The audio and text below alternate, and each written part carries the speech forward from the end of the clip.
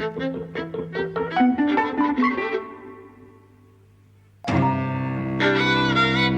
and welcome to Eavesdropping at the Movies. I'm Mike. And I'm Jose. And we're back from a bit of a break. Yes. I've been off work because it's my birthday, and you've been in Spain to catch up with the folks and all your various aunties and uncles. That's right. So we've been away for a couple of weeks, and we're back with Bullet Train. Yes. I wasn't looking forward to this. Don't know about you. No, I kind of was. I mean, Yeah. I'd seen the trailer, and I have grown to like Brad Pitt over the years. And it looked like like a glossy action film, and I like that genre, so... I saw the trailers with you, obviously, and I remember thinking, I've got this pegged, right? Like, it's kind of post-Tarantino, post-Pulp Fiction, sort of high concept. Okay, some twats on a train, they're all going to have a backstory, they're all going to have a name, it'll be quite full of itself, it'll think it's funnier than it is, it'll think it's more stylish than it is, all this kind of stuff. I've seen this film before, sort of thing, I thought, right? It'll go, and because I've seen a lot of them, and it really does feel like a kind of long-term symptom of Pulp Fiction that these films have come about because of. You know, they all want to make the action comedy where the hitmen aren't talking about the hit they're going to do, they're arguing about something else, all this Thomas the Tank Engine stuff in this. Felt like that. And I was really pleasantly surprised. I had a fantastic time. And I think it's much better than all the critics. And in fact, critics, so it's like 54% on Rotten Tomatoes. And you expect then, the audience will like it more than the critics, and there'll be a big difference. But the audience didn't like it either, really. There's some 77% kind of audience metric I saw. I think they're both kind of underrating it. I think it's just really good fun. I think it's really good fun. It's really stylish. Actually, it's interesting that you should say that because, so... I was thinking that you don't see many films like this. Okay. And I suppose that as soon as you mentioned it, then, of course, you changed my mind, because, of course, you're right. And actually, if you look at David Leitch's own career, like films like Hobbs Shaw and Atomic Blonde and, Deadpool 2, they are a bit like this, actually. So I wasn't quite right. And I suppose what I meant by it is that it does have an elegance, an ironic nonchalance, that's kind of very successfully realized in a way that isn't true of other films, right? So I see what you mean about the post-Tarantino, that kind of striving for a laugh, out of extreme violence and out of an attitude to that situation. But I think most films don't really pull it off. And actually, I think in this film, it's both the actors. I think Brad Pitt is absolutely great, right? Like, I think he's learned how to relax. And this character's all about that too. Yeah, exactly. And it's such a pleasure to just watch him have fun, really.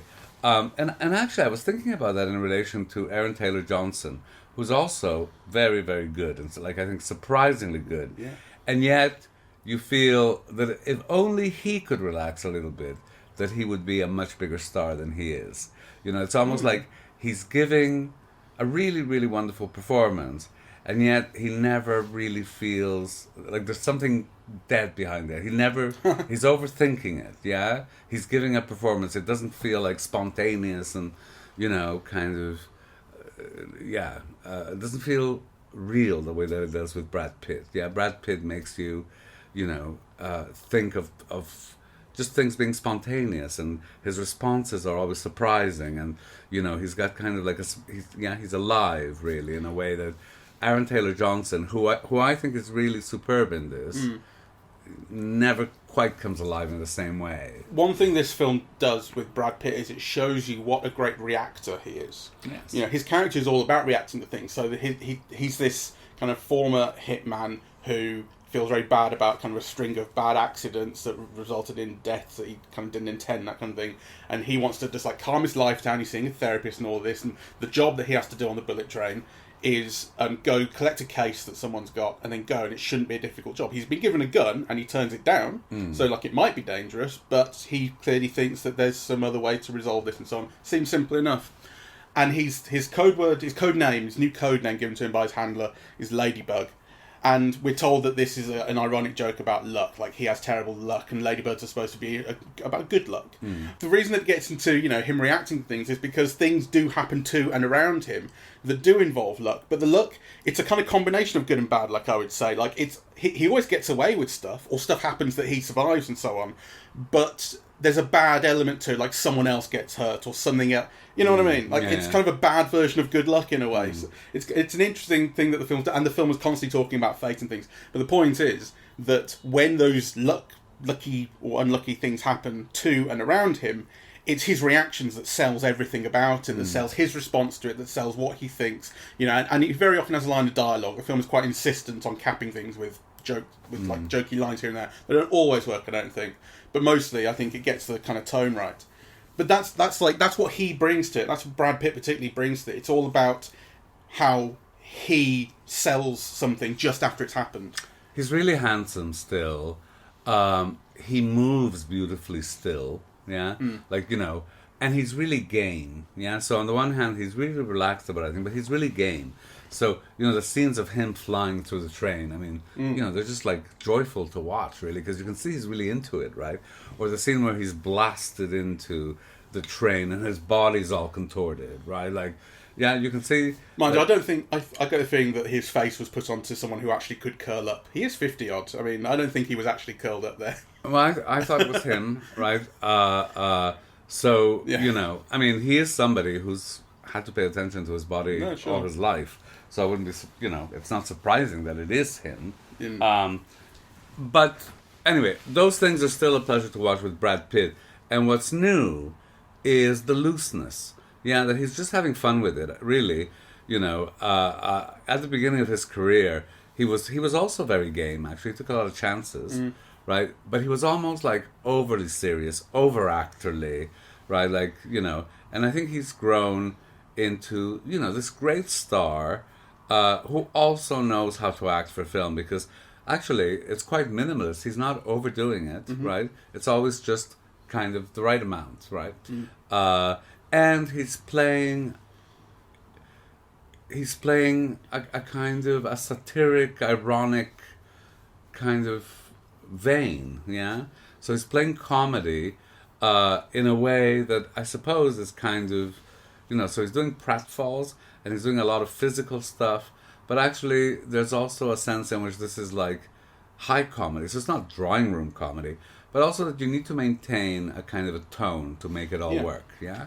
And he does it brilliantly. And I think he's very much aided by the director, yeah, because his timing and the rhythm of the scenes kind of work together. Yeah, I really thought very highly actually of the direction in this. There are points where I think I wish you had just, you know, given us a close up on some particular thing, or, you know, just something extreme, something that heightens something. Like the camera is fairly commonly at this kind of middle distance thing, and it finds a kind of interesting angles, and it maybe goes like planometric straight on, and finds kind of a fun way to frame something. But typically, it's not doing a lot of that. So I wish the camera work was kind of more expressive and more bold, maybe. But it's in the timing of the editing and the way it balances kind of the different things. Because right at the start, you've got all these different plots that it brings in, and it's juggling them. You know, kind of where these two characters are, where these two characters are, where these two characters are, and then we drop this for a while and go over here. And for a while, you don't see Brad Pitt for a long time because he's concentrating on these other characters, and then you pick him up at the right point and so on.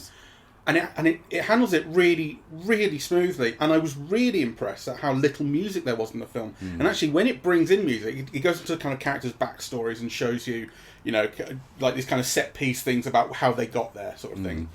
There's a lot of flashbacks. A lot of that. And it'll bring music into those. Often very well. Once or twice, again, I thought it was, maybe not the right piece, or maybe kind of insisting upon its own style a little bit too much in those points. But when you're on the train, and you do get a lot of kind of periods on the train where you don't have flashback, where you're concentrating on the action in the moment, there's hardly any music. Very often no. And I was surprised at how absorbing it was, and how great a sense of pace was maintained and tone was maintained without the use of music. And actually, it speaks highly, I think, of the performances, of the writing, and of the direction, that it is so absorbing. You know, just like kind of using its own sort of, you know, just off the page sort of storytelling. Do you know what I mean? I do. So, you know, you often mention in horror like the thing about jump scares, right? Sure. And I think one of the things that this film has is like jump laughs. You know? Yeah, the kind of something comes out of nowhere, but that often picks up on a joke previously, right? The water from the toilets, right, and things, the snake, Yeah. right. But that results in a big. So instead of being scared, it just you have a big laugh out of something that is picked up like that, and that seems to come out of nowhere and surprise you. But it's been set up. But it's been set long up. term, Yeah. and it's been like, and it has a different purpose than maybe what you think, and I think that's again a symptom of the Tarantino thing, because that was all about the complexity of the plot and how it's all going to draw together somehow or other. Later films would do that even more. So if you think about like Guy Ritchie, like Snatch, that's all about how everything ties together so neatly, which is not what Pulp Fiction does really. I mean, Tarantino is more about like there were kind of three disparate stories that you just you notice them in each other sort of thing. So later films got much more complex about that sort of thing, and this is doing elements of that. You know, ultimately we're going to have to learn about how all these characters are related. Sure. Because it doesn't seem like they are at the start, and it's clearly setting up kind of mystery, but it is doing things with these kind of through lines. The thing about the water bottle that you notice at the start, and it's used for one thing and ends up being used for something different later on, and you get that particular joke, as you mentioned, about how the water bottle got there, which is really good. Because it's one of those films where, you know, when a character is introduced, they get their title on screen, you know, the agent or the hitman or whatever it was, and then you get the water bottle, which is fucking great. I really enjoyed that. You know, I mean, I can really see how, like, in a different mood, I would have hated this. I think in a different mood, I think I would have found that way too cute and way too self-congratulatory. Maybe I was in, like, maybe mood is really important for me in a film like this, because I was in the mood for it. It got me. But I also think it's smarter than most films like this. I think it's more clever. The jokes are cleverer. The writing is cleverer. I think it's smart. I think it's really, really well done, and I think really, really well edited, so that the rhythms of the scene, you know, and the rhythm of the action, and you know the way that it's all pieced together, kind of conjoin, and that's why I think, you know, the tone is maintained throughout.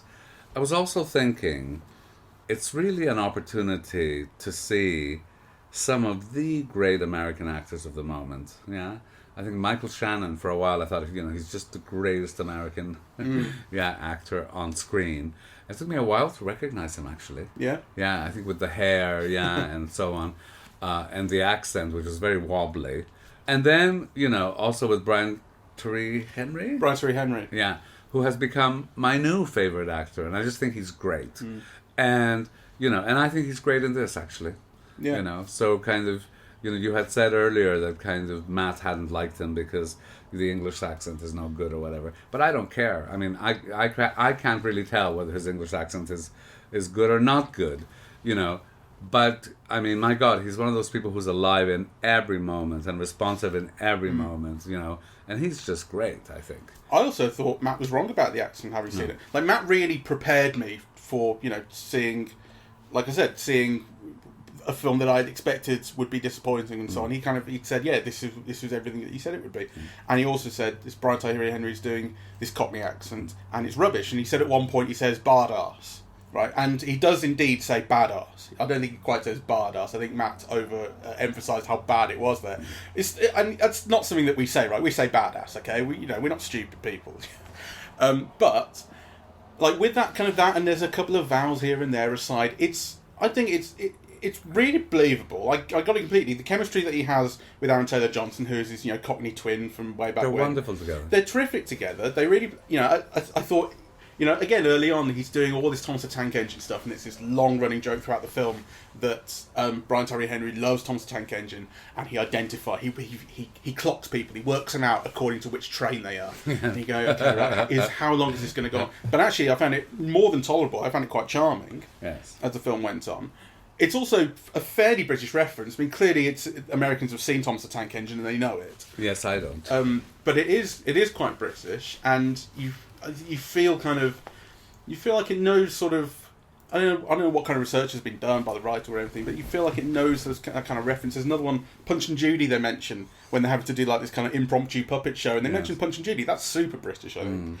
And again, it's just a line, but it makes you feel like there's something slightly. I don't know, lived in is too much, but it just has a feeling that it knows a little bit about that. Although having said that, you know, it is interesting that this is a film based on a Japanese novel from 2010, set in Japan, And the original novel was, Japanese people. Yeah. And here, almost no one is Japanese. There's white actors and black actors all over the place, and all American and English. And I think there has been an issue, made of its kind of I know, representation. but I just think people are unreasonable about that, to be honest. I mean, yes, the economics of this type of film means if you make it at all in Hollywood, it's going to have a Hollywood star. It's going to need them. Yeah, you can't sell this kind of film on what to, the majority of an international audience would be unknowns.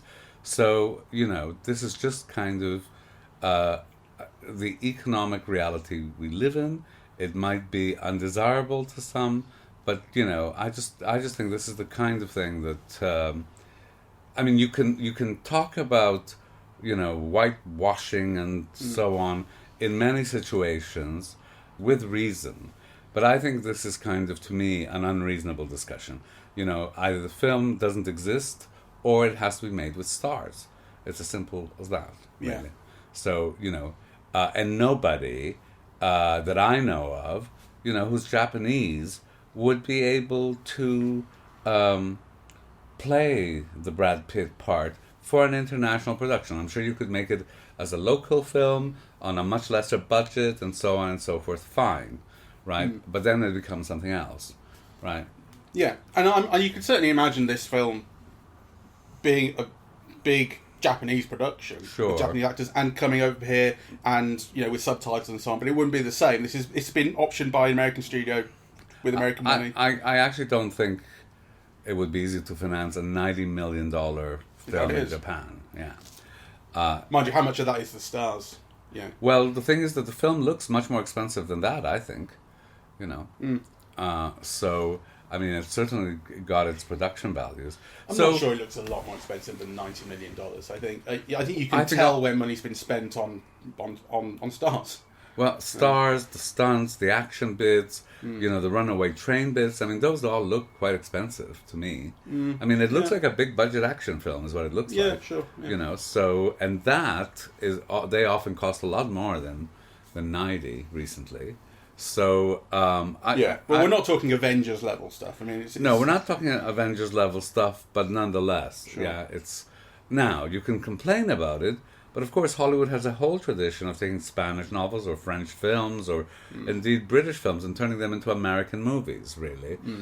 So I don't have a problem with that, and I actually think that the film, within its own terms, has tried to do the best it can, Sure. It has cast Japanese actors, it has cast, black actors, it has cast Hispanic actors, all that I'm sure were missing from the original novel. So, kind of... I think the complaint is more not about it's taken a novel from this place in the world and made an American film out of it, but that it has remained set in Japan, and therefore isn't it unrepresentative that everyone on this train pretty much is American or English? Right. I think that's kind of the issue. But you're right that particularly those Japanese characters that are in the film are an important part of it, and indeed they open the film. The film opens with 2 Japanese characters and subtitles. Yes. Which is not something you would necessarily expect if it was just flat out sort of ignoring the Japanese. Yes. I know there's a kind of a balancing act to it. There is, but but on the other hand, I like that it's set in Japan. I'm sure they could have said it, in Berlin or whatever. You were going to say America then. They hate the train. Well, the thing is, they don't have high-speed trains that I know of, so that whole plot element would go out the window. But I'm sure they could have said it in other places with high-speed trains. But why?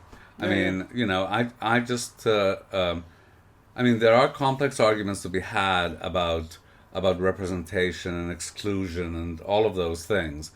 But, I wouldn't hitch my wagon to that argument on this film. No, I agree with that. I'm glad we've spoken about it kind of without any particular reference to spoiler kind of stuff, because it's a film that, in that kind of complicated plot vein, things develop and all these things are revealed. And I don't want to reveal enough. I'd rather urge people to see the film. I think it's worth going to the cinema to see. Oh, I think it's essential. Actually, I was reading a really interesting book today. It's called something like Against Cinephilia. And the writer talks by how, as a teenager, he went to see The River, the Renoir film, and he had like this moment after the film, which was just like an epiphany, and, it spurred his love of cinema and so on. And then, he never had an experience like that subsequently. And then he talks about how, he's mostly saw films on his laptop because he had access to a greater variety of films. And then he says, well, isn't it interesting that all of these epiphanies that people talk about, they always happen at that moment after they see the film? And I was saying, no, that's, to me, that's so stupid. Because of course you never had an epiphany like that again, because you never, if you're not seeing films in the cinema, right, where you give over control of time, you're invaded by the hugeness of this image, there's darkness, you're completely involved in this drama, and of course you're immersed in whatever feeling you're having. And then, of course, the moment of epiphany is after the film, because that's when the film lets go of you, right? Until then, you're involved, you're immersed, you're not thinking, So I think so much of people's experience of a work of cinema, if it doesn't happen in the cinema, it's a different kind of experience, and you should expect different things from it, really. And I think that kind of, this is a film that really benefits from being seen in the cinema, because aside from everything else, it's a comedy. I actually think that if they had sold the film as a comedy, it would be even more successful than it is. I think they did. Did they? Well, I certainly got the sense of it from the trailer, because it had that, in the trailer, for instance, I'm sure it had that thing where Aaron Taylor-Johnson and Brad Pitt are fighting, and then they're interrupted by the waitress or the train stewardess. Okay. And, and it's a comedy sort of, we can't fight right now because the person's here. And so it definitely sold it as the action comedy thing. Okay, action. Well, from the trailer, I got a sense more it was like an action film with a few jokes. Whereas I think it really is a comedy. And, if you're watching a comedy, it's almost like the success of it is really, to me, dependent on an audience. Yeah, completely. As soon as people laugh, you're either laughing with them or wondering why you tend to laugh more, other people's laughter is an encouragement to your own, whereas when you're seeing it kind of on your own, either on your laptop or on TV, if a film gets 10% of the laughs from you, it's doing really well, whereas, laughter is almost like a social thing, really. It is, yeah. And also, to be honest, I also think that an appreciation of acting, it's not that you don't appreciate it when you're not watching on a big screen, but that there's, like Brad Pitt, I think he's doing such subtle things, such minimalist things, that you really get the full effect of them in, when you're immersed in his face, when the screen is huge, and every little smile or whatever, like, it really registers. So I I was really glad that we saw it on the screen. I also thought that I slightly disagree with you about the visuals, because the film opens, from the moment that the film opened, the first shot in the film, I thought, this is someone who's paying attention to visuals, because, sure, I don't know if you remember the image, but it's Brad Pitt, and it's like this yellow light, and it has this real noir feel, but it's all in amber and yellow, it's slightly skewed, right? And I think, wow, it instantly sets a tone, Yeah. No, I agree with that. It's not a film that's ignoring its visuals, and it's not a film that doesn't understand what makes an interesting or beautiful or expressive image. There were just points where I felt like it had room to do a little bit more. It was kind of, I don't think it's controversial to suggest that it's basically keeping the camera at the same sort of distance most of the time. To be honest, I didn't really notice that. And I think that's maybe a credit to the film. Right? Because I was thinking, isn't it extraordinary? I really like the film. I don't think it's a major work of art or anything, but it was a hugely enjoyable experience for me. And I was thinking, isn't it interesting that, here is this action film, it's full of action and shootings and deaths and whatever, and really, kind of, what hits you most is the tone and the acting. Those are the two things that I think you come away with thinking, oh my God, it's such weren't the actors brilliant, and isn't it amazing that they sustain this tone, which is almost like high comedy, you know, like throughout the film. I mean, that's amazing. And I think it is amazing when you consider that it's an action film, yeah? Like, and it does do the action, right? Like, it's full of action, like, throughout the film, right? And what you come out kind of impressed by is tone and acting. Yeah. You know, so I think that's... Well, it definitely makes it... So we didn't like Deadpool 2, and in fact, we half recorded a podcast on that, because we did see it together, and then it never went out because it put us in such a bad mood that we thought, we can't put this out, it's awful. We just didn't finish the podcast, we were like, fuck this. And, you know, I mean, actually watching this makes me think that Deadpool 2 might be worth another look. Maybe there'd be something in it that I would actually like more this time. I remember feeling it was very, very keen for you to know that it was 18 rated, and it was quite infantile. And, you know, because being 18 rated for a superhero film is kind of, it's shocking and ooh. So I really enjoyed the first one. I found that quite off-putting. Yeah, but he didn't do the first one. I know. And mind you, I don't think I enjoyed the first one either. I can't remember it very well though. I haven't seen Atomic Blonde. You have, and you really like it. Yeah, I really liked Atomic Blonde. I really liked Hobbs Shaw. Hobbs Shaw is the other point of reference, which that was my first go at Fast and Furious, that whole series. And okay, it's a spin-off.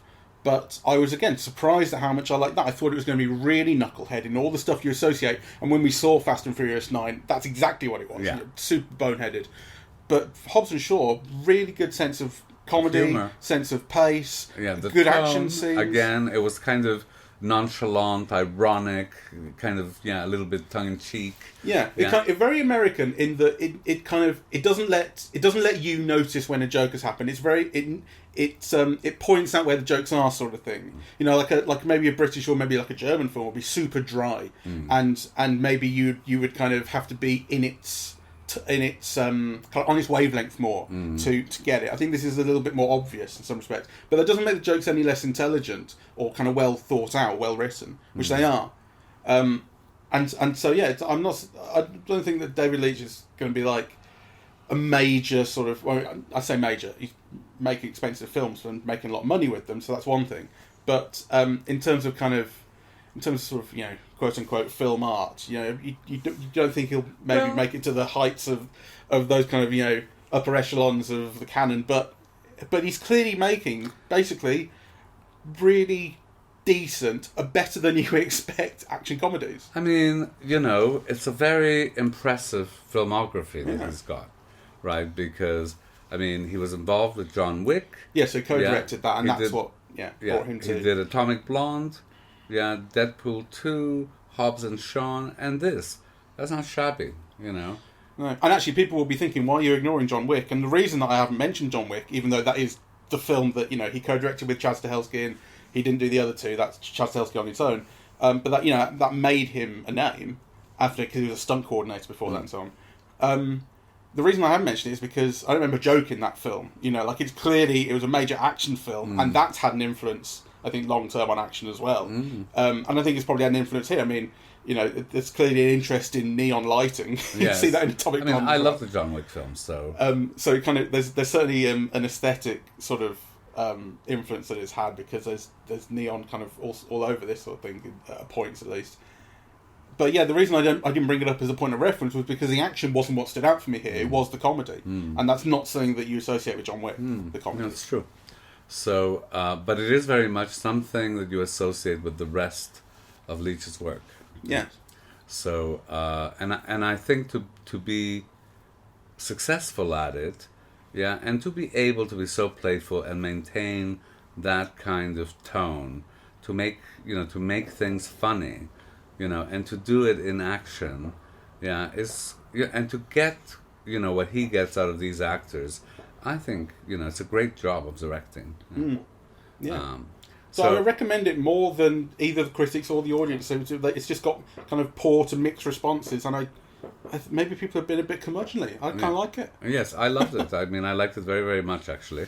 I mean, again, and, you know, who knows, maybe if I think about it some more, but, like, for the time being, I don't think it's a great work of cinematic art, but then you don't go out on a Thursday night to see a great work of cinematic art.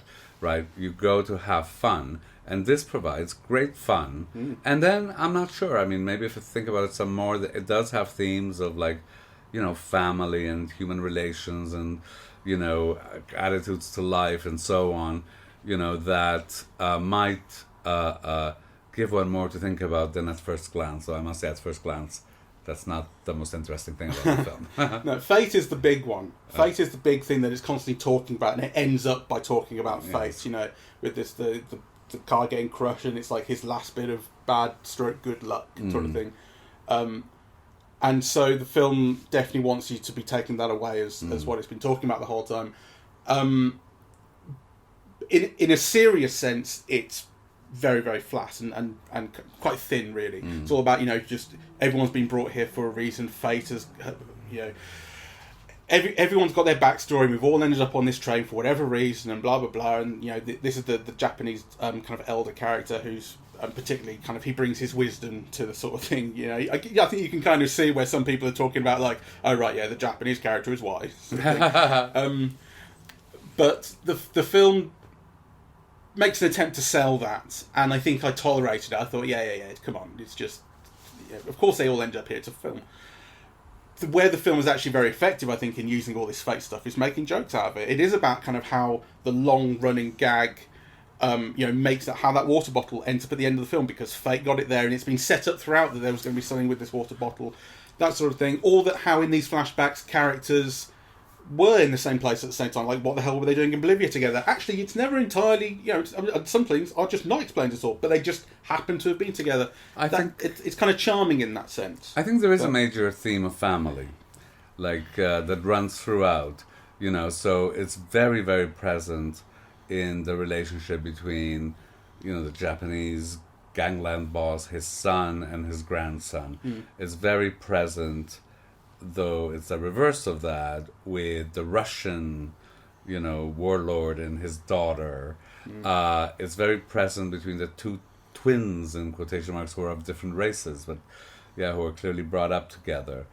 So I think it is a constant theme in the film that's worked out in different ways, and that might despite the fact the main character doesn't have anything to do with that, which is interesting. I mean, the main character, I think you have to say, is Brad Pitt, despite it being an ensemble. The main character is Brad Pitt, but he's lost, he's searching, he's a California kind of hippie beach bum type who is kind of always, reading the latest self-help books and trying to find answers and looking for the human connection that everybody else seems to have but him. And then that's kind of provided at the end in an odd and interesting way.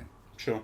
So I think it is a theme that's worked through. Now, how revelatory it is or with how much depth it's worked through, that remains, to be thought about. But my first impression is that it's not. It doesn't have much great depth. But that is one of the things that's working through. Sure.